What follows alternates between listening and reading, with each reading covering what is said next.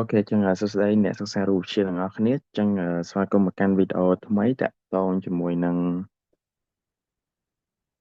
លំហាត់ត្រៀមប្រឡងសិស្សបកាយទូទាំងប្រទេសអនេះគឺវិញ្ញាសាទី1ឆ្នាំ2022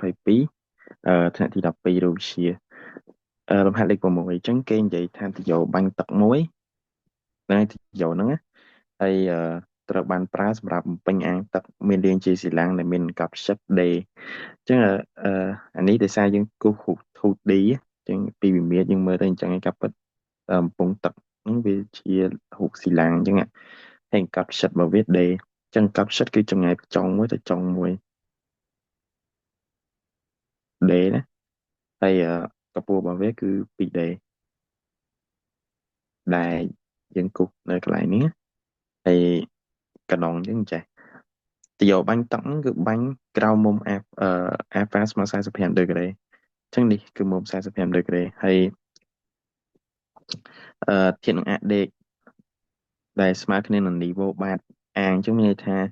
អឺអាអាដេកហ្នឹងគឺវាស្មើនឹងកម្ពស់របស់បាតអាងចង់មានន័យអញ្ចឹងណាកន្លែងនេះអូខេហើយគេថាអាងស្ថិតនៅចម្ងាយ 6D ពីទីតាំងទយោអញ្ចឹងនេះទីតាំងទយោរបស់យើងហើយនេះគឺ6អឺទីតាំងចិត្តបំផុតទីតាំងអាងណាអញ្ចឹង6D អញ្ចឹងគេគ្រាន់តែចង់រកតម្លៃចន្លោះនៃល្បឿនដើម V0 ដើម្បីឲ្យចរន្តអាចដើម្បីឲ្យមើលទៅមិនចរន្តទេដើម្បីឲ្យគ្រាប់ហ្នឹងអឺមែននេះដោយសារអីគេមិននិយាយគ្រាប់គេថាបាញ់ទឹកណាអញ្ចឹងយើងនិយាយចរន្តទឹកអាចចូលក្នុងអាងអញ្ចឹងដោយមិនគិតកម្លាំងទប់នៃខ្យល់ហ្នឹងគេឲ្យសរសេរចម្លើយរបស់យើងជាអនុគមនៃ D ហើយ VJ រូបមន្តយើងគឺគេសួរល្បឿនទៅឯង D ຂະຫນາດវាគិតជាម៉ែត្រ J ຂະຫນາດវាគិតជាម៉ែត្រក្នុងវិនាទីក៏ដែរបើសិនជាយើងគុណគ្នាឈប់ល្បឿនមានຂະຫນາດអីគេម៉ែត្រក្នុងវិនាទីអញ្ចឹងយើងមើលលក្ខណៈពិសេសបើសិនជាយើងគុណវាចូលគ្នាមិនអញ្ចឹងអីគេម៉ែត្រការ៉េវិនាទីការ៉េដែរបើសិនជាយើងគុណចូលគ្នាហើយបើយើងពាក់ឬវាទៅវាចេញម៉ែត្រក្នុងវិនាទីអញ្ចឹងចម្លើយលំហាត់របស់យើងបើសិនជាយើងនិយាយទៅគឺវាអាចតាក់ទងvớiឫស D គុណនឹង J ក៏ប៉ុន្តែយើងអត់ទាន់ដឹងណាតាក់ទងvớiលំហាត់សរសេរតាក់ទងបងនិយាយខុសហើយអឺតាក់ទងvớiលំហាត់ដែលគេឲ្យយើងសរសេរជាអនុគមនៅ A1 យើងព្យាយាមយកខាតវាគុណគ្នាទៅយើងប្រហែលជាមាន idea ក្នុងការសរសេររូបមន្តរបស់វាទោះបីជាយើងសរសេរអត់ទាន់ចេញក៏ដោយអត់ទាន់ចាប់ផ្ដើមធ្វើលំហាត់ក៏ដោយក៏យើងដឹងថាគេធ្វើមិនអីមិនដែរ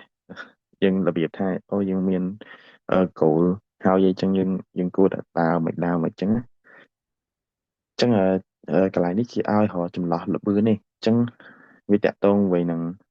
តម្លៃចន្លោះហ្នឹងគឺមានថាមានតម្លៃទូចបំផុតតម្លៃធំបំផុតអញ្ចឹងឧបមាណាថាល្បឿន V0 យើងគឺ1អានេះ2អញ្ចឹង V0 យើងគឺបាញ់ក្នុងល្បឿនប៉ុណ្ណាក៏បានដែរល្បឿនដើមរបស់យើងណាគឺដឹងតែបាញ់ទៅចូលទឹកទាំងអស់មកអញ្ចឹងដើម្បីពិភាក្សា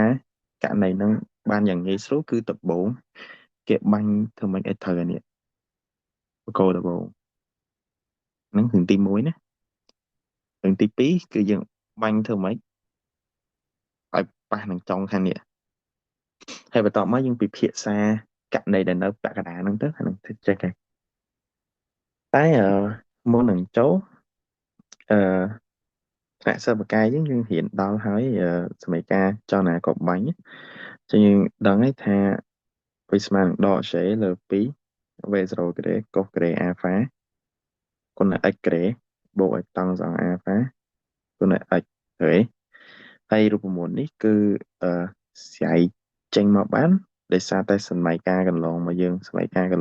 គឺ x តេស្មើ V0 កុស alpha តេហើយ y តេស្មើនឹងអីគេដក1លើ2 j តេក្រេបូក V0 sin alpha តេចានេះគឺយើងរៀនហើយដែរចឹង x តេ y តេហ្នឹងគឺជាសមីការ abscissa តាម ax ay របស់យើងចឹងយើងនឹងយកករណីនេះយកមកសិក្សាដោយសារគេដូចជាប្រាប់ចម្ងាយធ្លាក់គេប្រាប់អីហើយមកអស់ហើយចឹងយើងអត់មានអីបែក្នុងការសិក្សាហើយ ការសិក្សារបស់យើងគឺយើងប្រើស្មីការកន្លងយើងយកមកនិយាយដោយសារអីនេះយើងប៉ារ៉ាបូនេះគឺជាស្មីការនេះឯងដែលយើងធ្លាប់និយាយថាវាមានទម្រង់ ax ក្រេមក bx ហ្នឹងអត់ចឹងយ៉ាងហ្នឹងយកមកសិក្សាយកសិក្សា x តេ x y អីហ្នឹងណាអូនឬក៏អូនឯងចង់ទាញតេយកមកចំនួនចូលគ្នាហើយចេញអានេះមកក៏បានដែរតែឡើយដាក់រូបមន្តហ្នឹងយកហ្មងទៅកុំឲ្យពិបាកមិនឲ្យខាត់ពេលយូរតោះចឹងឥឡូវយើងសិក្សាករណីដែលវាបាញ់នៅកន្លែងនេះបាញ់មកប៉ះនឹងជាងដបូងគេ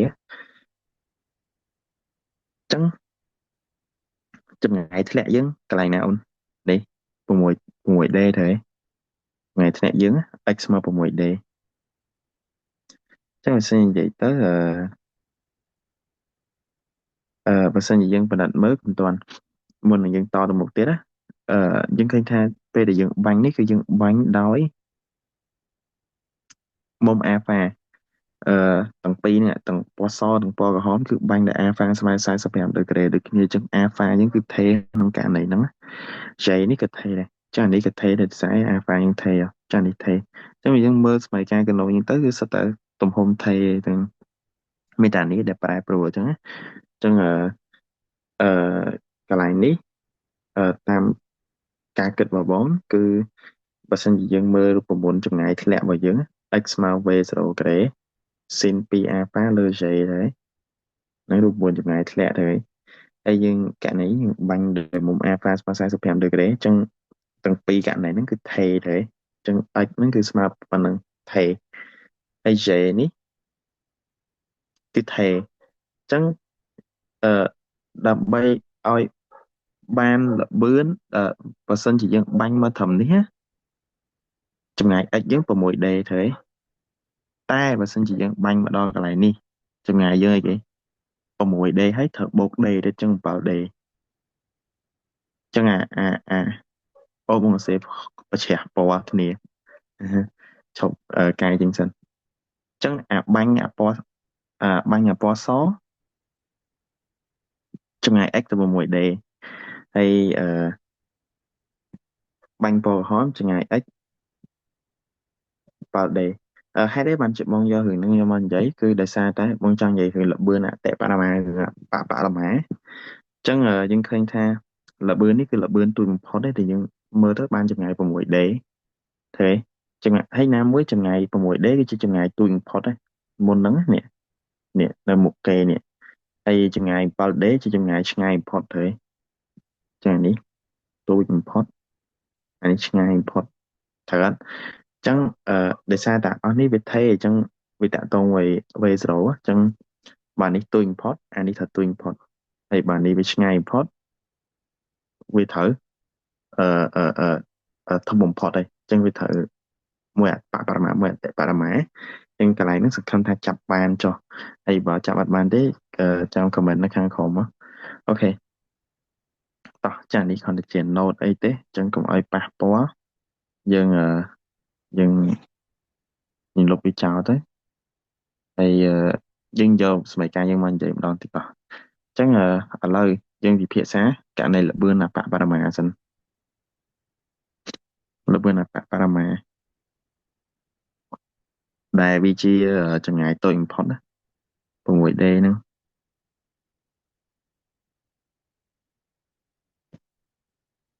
អញ្ចឹង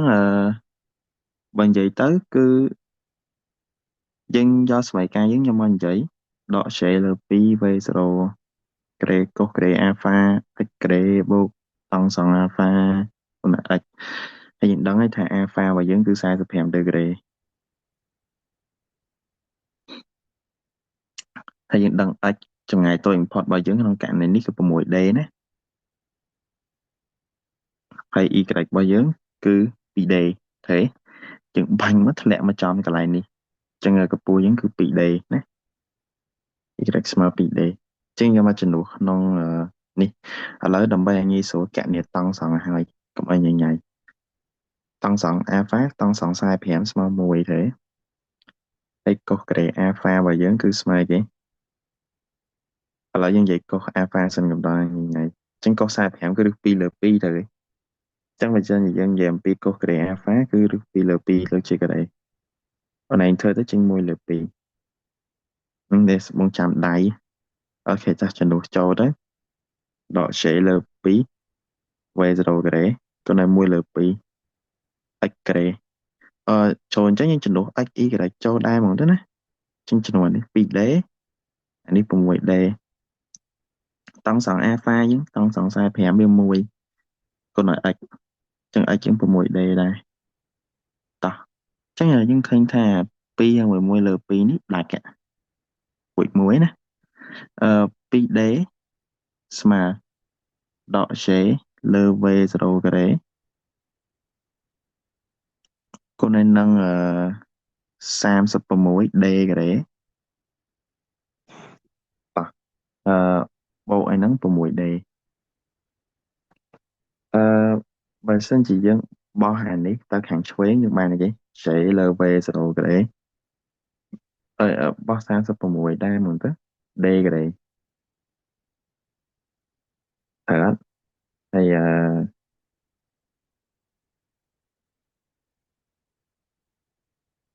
pi D ní dân bao thằng hàng đi pi D bao thằng đi mình tức chứ viên thật đọ pi D hay vào mũi D đọ pi D vì nó sợ 4D hiện cặp tí á thì để đấy số đồ này chào ban thế tê số đồ chào mùi mất sam tụ muối số đồ bốn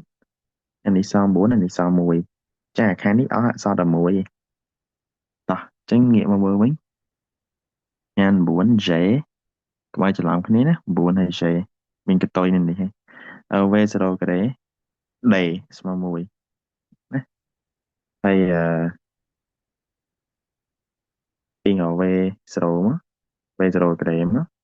nhưng mà anh bốn sẽ đây thường trên tiên học về số đồ trên bán rứ bốn sẽ đây Davisman được mấy rứ sẽ đây chaនេះដូចអ្វីដែលខ្ញុំបានទស្សន៍ទាយទុកក្រែពីមុនតែយើងប្រើຂ្នាតមុនហ្នឹងណាភាសា3នេះវាអត់មានຂ្នាតវា unitless អាហ្នឹងតែអញ្ចឹងទៅអឺវាគ្រាន់តែជាមេគុណមួយនៅខាងមុខឯងក៏ប៉ុន្តែយើងគ្រាន់តែមើលយើងដឹងថាចម្លើយហ្នឹងត្រូវបាត់ហើយដោយសារអីវាដូចជាការដែលយើងទស្សន៍ទាយកាលពីមុនអញ្ចឹងតោះអញ្ចឹងយើងនិយាយភាសាករណីល្បឿនអតិបរមាម្ដង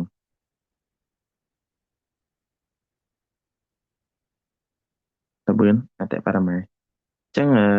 ឬក៏ចម្ងាយឆ្ងាយបំផុត សមត្ថការរបស់យើងគឺនៅតែតែអ្វីដែលផែព្រោះគឺតកតងvớiចម្ងាយឆ្ងាយបំផុតណាអឺ y គឺនៅតែ 2D ដដែលត្រូវទេអ្វីដែលយើងប្រែប្រួលគឺ x យើងគឺឡើង 7D ដោយសារ 6D បូក D អញ្ចឹងជាហេតុដែរនិយាយទៅយើងអាចយកសមីការនេះនេះសមីយើងអាចយកអានេះយកមកប្រើតែយើងគ្រាន់តែដូរ 6D ទៅ 7D ដែរហើយតោះអញ្ចឹងnàyជាបើnàyជាសិស្សពូកែnày ចំណាយពេលសេឡើងវិញទៅគេបងមិនបាច់សេទេបងគ្រាន់តែដូរ6D ហ្នឹងទៅ 7D ទៅបានទេអូខេតោះអញ្ចឹងទៅយើងពិនិត្យមើលទៅអានេះមួយអានេះសម្រួលចោលបានហើយយើងបោះអានេះទៅខាងនេះដោយសារអីអានេះ1គុណ 7D វានៅ 7D អញ្ចឹងហើយយើងអាចបោះជួននេះមកសំណុំនោះទៅខាងនោះវិញអូខេជាយើងធ្វើអញ្ចឹងណាយើងបាននិយាយចេលើ V0 ការ៉េ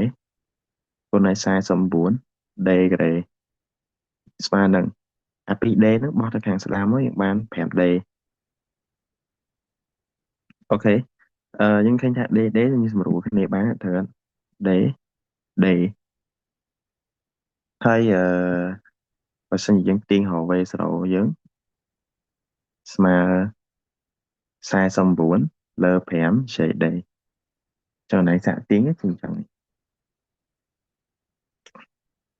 យើងគាត់បោះ V0 ទៅខាងនោះហើយបោះ5មកខាងនេះវិញណានៃស្មុកស្មាញយើងទាញរក V0 មកយើងរឹស49លើ5 shade អានេះចេញអត់រួចទេ ក៏ប៉ុន្តែយើងអាចសរសេរវាថា49/5គុណនឹងឫស shade ដែរបានហើយហើយឫសនេះយើងអាចសរសេរវាឲ្យកាច់ចូលផ្លែតទៅអញ្ចឹងឫសហ្នឹងគឺ3/13គុណនឹងឫស shade ដែរណាចា៎ហ្នឹងគឺជាល្បឿនអតិបរមារបស់យើងដែលអាចទៅរួចណាអញ្ចឹងគេឲ្យយើងសរសេរជាចន្លោះល្បឿនអឺតម្លៃនៃចន្លោះល្បឿនអញ្ចឹងយើងអាចសរសេរថាអញ្ចេះបាន V0 អញ្ចឹងធំបំផុតគឺ3/13ឬ shade ហើយតម្លៃទូចបំផុតរបស់យើងគឺ3ឬ shade តែប៉ុណ្្នឹងអញ្ចឹងមានន័យថាបើសិនជាយើងបាញ់មិនក៏ដោយឲ្យតែយើងបាញ់នៅក្នុងចន្លោះហ្នឹងគឺបាញ់ចូលទឹកហើយ